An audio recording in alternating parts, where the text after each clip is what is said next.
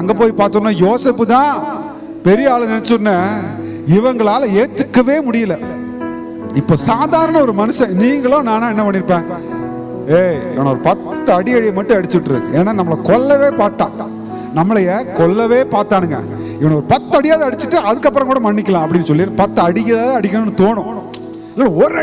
ஒரு அடி மட்டும் அடிச்சிடலாம்டா, எனக்கு வர்ற கோபத்துக்கு என்ன பண்ணலாம், ஒரு அடி அடிச்சிடலாம் அப்படின்னு. ஆமா, ஆனா இந்த ஜோசப்புக்குள்ள அன்பு மட்டும்தாங்க இருக்கு. இங்க பாருங்க, கிறிஸ்துவனோட நிழல்னா இதுதான்.